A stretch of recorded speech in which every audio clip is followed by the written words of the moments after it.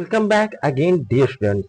मैं हूं अभिनंदन कुमार आजाद और आप लोगों का एक बार फिर से स्वागत करता हूं अपने यूट्यूब चैनल शांति क्लासेज पर। डियर स्टूडेंट्स, हम लोग करंट अफेयर का लगातार कोर्सेज देख रहे थे। एक दिन ड्रॉप हो गया, कोई बात नहीं, ये होता रहेगा। तो हम लोग 2 दिनों का एक साथ लेके आएंगे। आज हम लोग 28 मई 2025 का करंट अफेयर देखेंगे और आज ही अपलोड हो जाएगा आपको 29 मई 2025 का भी। आज 30 है, 30 वाला 31 को जाहिर सी बात है आज का जो करंट अफेयर होगा, जो इम्पोर्टेंट होगा, वो आपको कल मिल जाएगा। ठीक है, तो हमारे साथ बने रहिए, चैनल को सब्सक्राइब कर लीजिए, बेल आइकन पर क्लिक कर दीजिए और इस वीडियो को लाइक करना और शेयर करना बिल्कुल मत भूलिएगा। तो चलिए स्टार्ट करते हैं। तो चल रहा है भारत और पाकिस्तान में प्रॉक्सी वार, उससे न्यूज है, उसको हम देखते हैं क्या खास है भाई। तो कह रहा है कि राष्ट्रीय सुरक्षा एवं रक्षा से संबंधित जो आपका करंट अफेयर आ सकता है उसमें है प्रधानमंत्री का पाकिस्तान पर बयान। तथा पाकिस्तान द्वारा भारत के विरुद्ध प्रॉक्सी वार की आलोचना की है हमारे प्रधानमंत्री ने। तथा इसमें क्या आ सकता है भाई, तो कुछ आतंकी समूहों के नाम आ सकते हैं। जैसे पूछा जा सकता है कि लश्कर ए तैयबा, जैसे मोहम्मद क्या है भाई, कहाँ से संबंधित है, इस प्रकार के क्वेश्चन आ सकते हैं क्योंकि काफी चर्चा में है, जान ही रहे हो आज के समय में।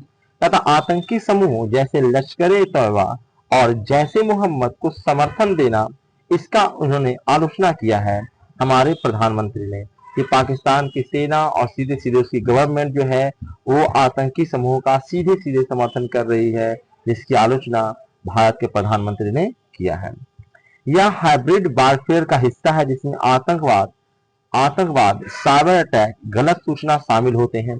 कहता उन्होंने कहा है या आपको ये जानकारी लेना चाहिए या जानना चाहिए कि आजकल का जो युद्ध हो गया है वो हाइब्रिड वारफेयर में आता है। ठीक है, यानी सीधे सीधे सेनाएं नहीं लड़ रही है। पता क्या लड़ रहा है भाई, तो साइबर अटैक किया जाता है।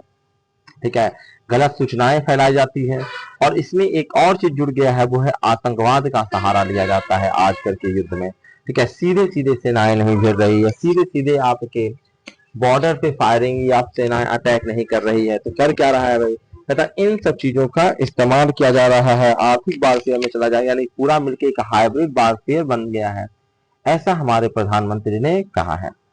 ठीक है, कि भैया जो है ये मत समझिए कि पाकिस्तान हम पे अटैक नहीं कर रहा है, वो हम पे अटैक कर रहा है और वो हाइब्रिड वारफेयर का इस्तेमाल कर रहा है, यानी कि वो आतंकवाद का इस्तेमाल कर रहा है। ठीक है, साइबर अटैक का अगर इस्तेमाल करता है अगर वो, तो सब एक प्रकार का युद्ध ही है। ठीक है, ये मत समझिए कि सेनाएं सिर्फ अटैक करेगी तभी युद्ध हम लेंगे। दूसरा, भारत की रणनीति क्या है, तो सख्त सीमा प्रबंधन। हमने सीमाओं की निगरानी सख्त कर दी है ताकि किसी प्रकार का, ठीक है, वहां से लोग घुस के हमारे यहाँ आकर किसी प्रकार का अनहोनी न कर पाए, इसलिए हम लोगों ने सख्त सीमा प्रबंधन किया है। हो सकता है ये आपको पूछा जा सकता है, ये सिविल सर्विसेज के मेंस वगैरह में लिखने के लिए आ सकता है कि भारत की रणनीति क्या क्या होनी चाहिए। ठीक है, तो भारत ने क्या क्या किया है और क्या क्या तुम सुझा सकते हो, तो क्या क्या किया है। कहता है कि सीमा प्रबंधन को और सख्त करने की जरूरत है। ठीक है, साइबर सुरक्षा संस्थाओं की स्थापना करनी पड़ेगी आपको, क्योंकि अब साइबर अटैक का खतरा बढ़ा है। ठीक है, आगे कहता है यूएनएससी में आतंकियों पर प्रतिबंध लगाने की कोशिश करनी पड़ेगी।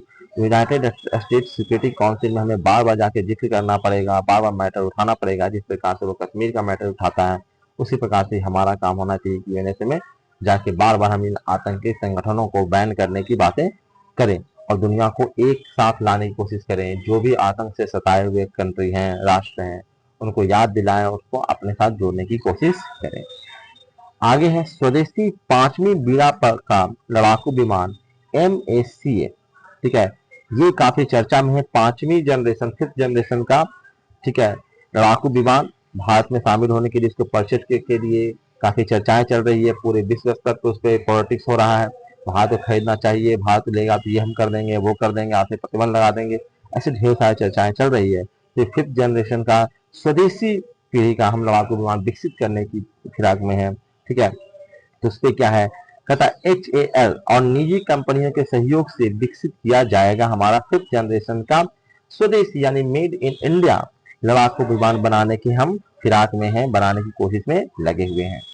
ये HAL जो है, तो आप जानते हो कि HAL जो है वो एक पीएसयू कंपनी है। ठीक है, इसके अलावा सुपर क्रूज रडार अवरोधक एआई आधारित एवियोनिक्स 2 इंजन वाला हम इसमें व्यवस्थाएं होगी, ये सब सुविधाएं उसमें होगी, ये सब फैसिलिटीज होंगे या इस प्रकार के फीचर्स होंगे। ठीक है, सुपर क्रूज होगा, रडार अवरोधक होगा, एआई आधारित एवियोनिक्स होगा और 2 इंजन की व्यवस्था इसमें होगी। ठीक है, कहता है पहला प्रोटोटाइप 2028-29 तक भारतीय वायुसेना में 2034 में शामिल होने की योजनाएं बनाई गई है। चीन के J-20 और पाकिस्तान के J-10C के टक्कर देगा ये। ठीक है, ये सब चर्चाएं में है जिसको आपको ध्यान में रखना है। अगला है विज्ञान और जैव प्रौद्योगिकी में क्या न्यूज में भैया, तो कहता है भारत में पहली बार CRISPR Cas9 तकनीक से जीन एडिटेड भीड़ तैयार किए गए हैं। मैंने जीन एडिट करके जो नए जनरेशन की चीजें तैयार की जा रही है उसके बारे में हम लोग पहले से चर्चा में है। ये भारत में प्रयोग चल रहा है और इसमें सफलता मिली है हमें। हमें सफलता क्या मिली है भाई, कहता है जीन को एडिट करके नए भीड़ तैयार कर लिए गए। ठीक है, इसमें क्या है भाई, 30% मांसपेशी वृद्धि पाई गई है। ठीक है, यह ट्रांसजेनिक नहीं है क्योंकि कोई विदेशी डीएनए नहीं जोड़ा गया है। ठीक है, ये देसी डीएनए को ही इस्तेमाल करके उसी में हम लोगों ने एडिट करके नए भीड़ का विकास किया है। नैतिक मुद्दा इसमें उठता है। ठीक है, आपको सिविल सर्विसेज के मेंस में लिखने के लिए आ सकता है। ठीक है, एथिक्स वाले पेपर में क्या एथिकल है नहीं है, क्या सही है इस प्रकार से जिनको रीडिजाइन करना, ये क्वेश्चन आ सकता है। जैसे डिजाइनर बेबी नैतिक मुद्दा पे आ सकता है। डिजाइनर बेबी इसे पूरा आपको ऐसे लिखने के लिए आ सकता है कि डिजाइनर बेबी जो है वो सही है, नैतिकली सही है, समाज इसको एक्सेप्ट करेगा नहीं करेगा। ठीक है, करना चाहिए नहीं करना चाहिए, ऐसे आपको विवेचना भरे क्वेश्चन आ सकते हैं। जेनेटिक भेदभाव, ऑफ टारगेट प्रभाव, ठीक है, इससे क्या प्रभाव पड़ सकता है। ठीक है, भविष्य में ये सब सारी चीजें चर्चाओं के विषय है। जैसे एआई पे है, एआई हो सकता है कि कल इंसान को ओवरटेक कर जाए, मशीन जो है वो खुद इंटेलिजेंस अपना इस्तेमाल करके इंसानों के अगेंस्ट ही बार छेड़ दे। ठीक है, अपने ही बुद्धि का इस्तेमाल कर ले, एआई इस प्रकार से कर सकता है। तो ऐसे बहुत सारे मुद्दे हैं जिस पे चर्चाएं हो सकती है। तो चर्चा वाला काम तो हम लोग बाद में करेंगे, फिलहाल तो न्यूज जान लेते हैं। अगला न्यूज है पर्यावरण एवं वन जीव से संबंधित। कहता है डिंगोंग डुंगोंग ये समुद्री गाय कहलाता है। जैसे नील गाय होता है उसी प्रकार से ये डुंगोंग है, समुद्री गाय है।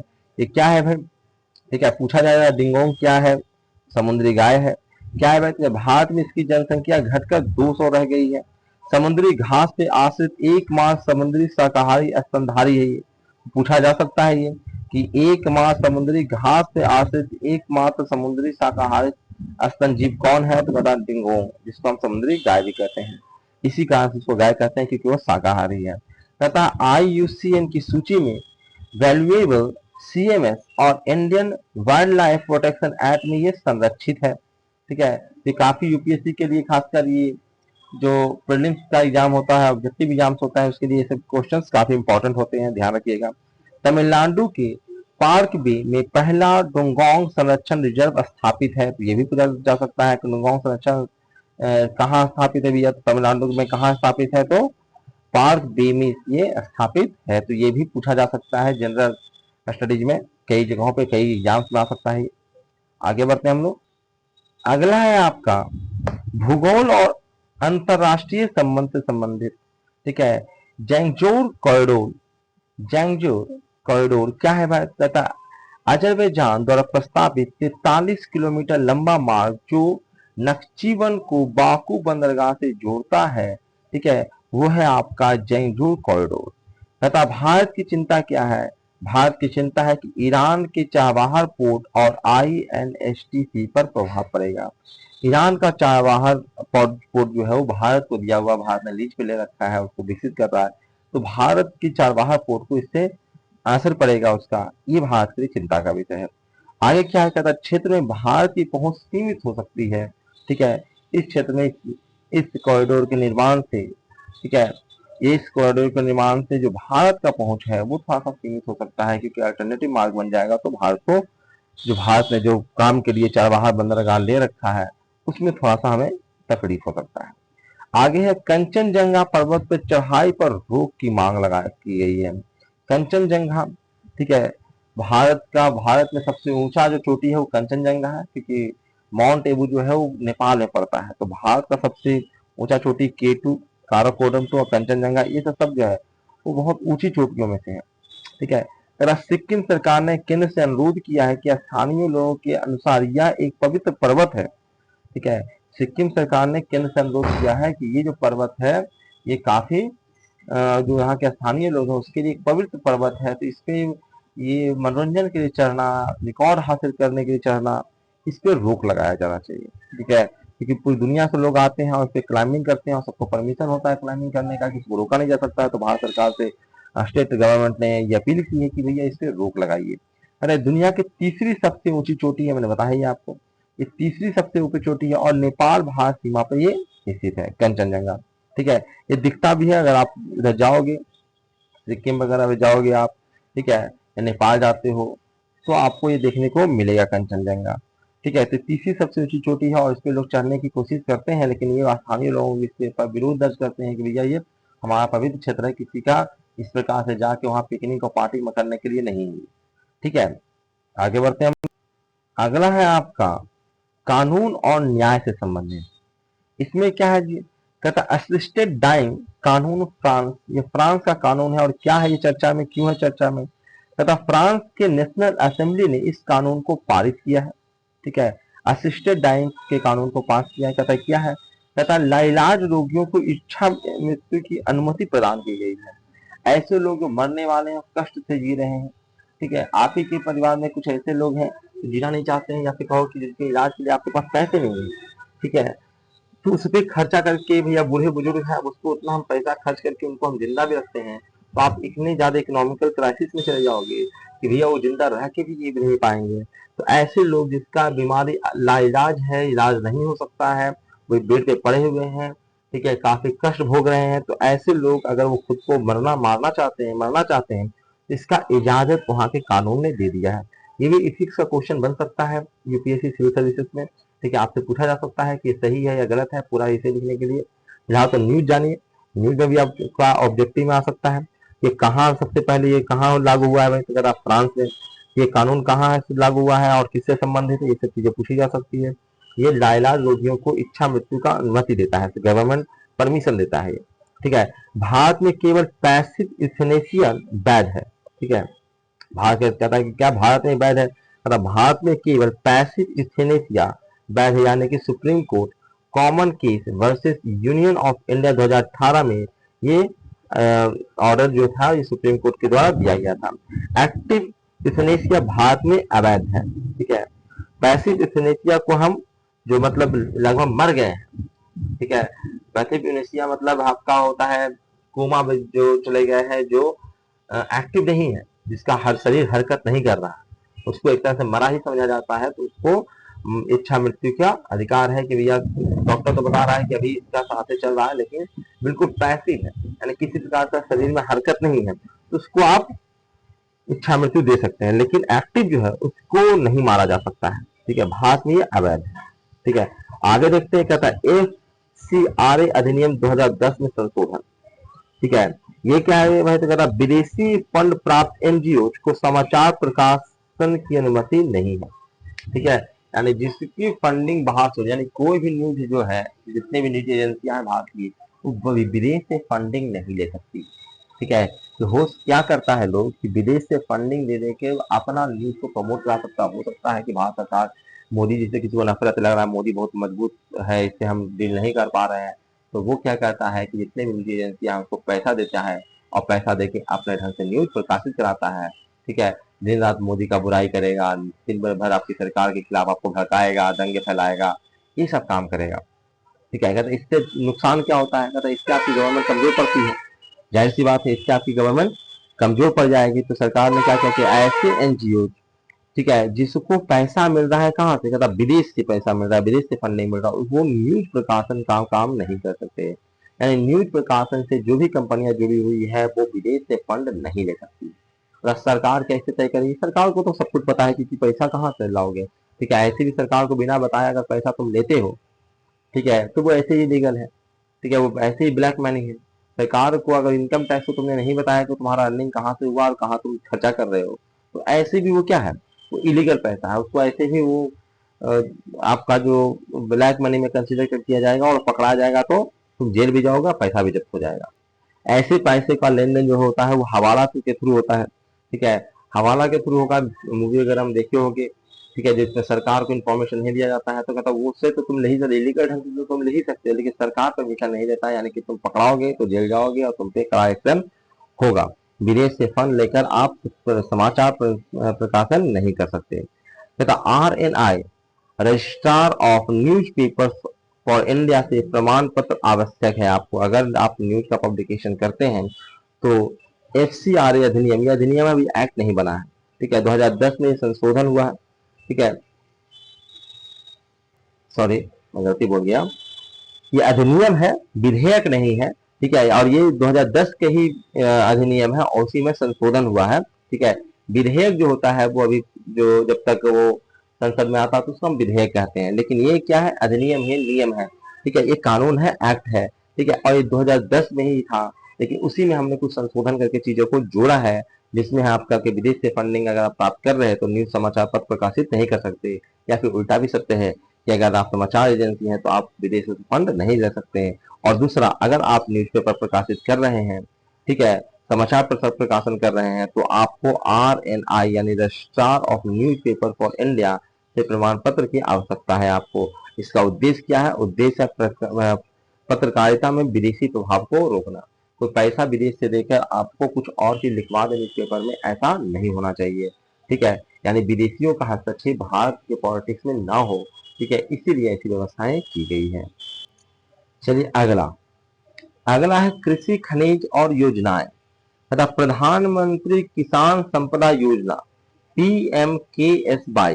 तो ये क्या है भाई, तथा कोल्ड चेन और एग्रो प्रोसेसिंग हब पर जोर दिया गया है। इसमें प्रधानमंत्री किसान संपदा योजना में नया दिशा निर्देश क्या जारी किया गया है, तो समान क्षेत्रों में 35% सब्सिडी और पहाड़ी SC/ST क्षेत्रों में आपको 50% की सब्सिडी इसमें देने का प्रावधान किया गया है। ठीक है, अगला है पोटास और हैलाइड खनिजों की नीलामी। कहता है क्या है भाई, कहता है राजस्थान में पहली बार पोटास और हैलाइड ब्लॉक की सफल नीलामी की गई है। अगर भारत में पोटास का 100% आयात करता है, भारत में पोटास का निर्माण बहुत कम होता है, तो 100% पोटास जो आता है वो हमारा विदेशों से ही आता है, यानी कि हम आत्मनिर्भर बनने की दिशा में हमारा कदम है ये। अभी तक जितना भी पोटास आता था विदेशों में आता था, अब कोशिश हो रहा है कि भैया हम लोग को ये नहीं करना पड़े, यानी आत्मनिर्भर बनने की कोशिश है ये पोटास और हैलाइड खनिजों की नीलामी। ठीक है, अब हम खनिजों का को निष्कासन भी कर रहे हैं और कुछ दिन में प्रोडक्शन भी करेंगे। ठीक है, अगर नीलामी हुआ तो वो लोग इसीलिए पैसा लगाया है ताकि वो अपना बनाए। ठीक है, अगला में चलते हैं अर्थव्यवस्था और स्किलिंग में। कहता है RODTEP योजना भी फिर से लागू हुआ है। कहता है ये क्या है बात, कहता है एक्सपोर्ट ओरिएंटेड यूनिट्स यानी कि SEZs के लिए लाभ बहाल किए गए हैं। MEIS की जगह लेने वाली यह योजना WTO के नियमों के अनुरूप है। आगे कहता है कि NSDC ने अपने CEO को हटाया है। नेशनल स्किल डेवलपमेंट कॉर्पोरेशन यानी कि NSDC 2028 में स्थापित PPP प्राइवेट पार्टनरशिप पे आधारित की संस्था है। PP होता है पब्लिक प्राइवेट पार्टनरशिप। ठीक है, ये PPP संस्था है। कहता है कि 49% शेयर सरकार के पास है और 51% जो शेयर है वो निजी क्षेत्र के पास इसमें है। आखिरी जिसमें न्यूज है वो है जीव विज्ञान और विविध न्यूज। क्या है भाई, कहता नागालैंड की स्ट्रिंगलेस बीज। कहता ये क्या है भाई, दो प्रजातियां पाई गई है एस्ट्रोगोनुअल गोनुअल एंड्रीपिन। ठीक है, थोड़ा सा मुझे स्पेल करने में तकलीफ होती है तो उसको आप खुद से पढ़ सकते हैं। कहता है लेपिडोटिग्नो एरिफेरा। ठीक है, ये दो प्रजातियां पाई गई है हमारे इसकी। ये मधुमक्खियां न केवल परागन में उपयोगी बल्कि औषधीय गुण वाला शहद भी बनाती है। ठीक है, तो ये जीव विज्ञान के लिए इंपॉर्टेंट है, इससे संबंधित भी क्वेश्चन आपके कॉम्पिटिटिव एग्जाम्स वगैरह में आ सकता है। चलिए इस वीडियो लेक्चर में इतना ही था। तो बहुत बहुत धन्यवाद आप लोगों का, और आप लोगों से बार बार मैं आग्रह करता हूँ कि चैनल को आप सब्सक्राइब कर लीजिए, बेल आइकन पर क्लिक कर लीजिए, वीडियो को लाइक कर दीजिए और दोस्तों के साथ शेयर करना बिल्कुल मत भूलिएगा। Thank you very much. इस वीडियो लेक्चर में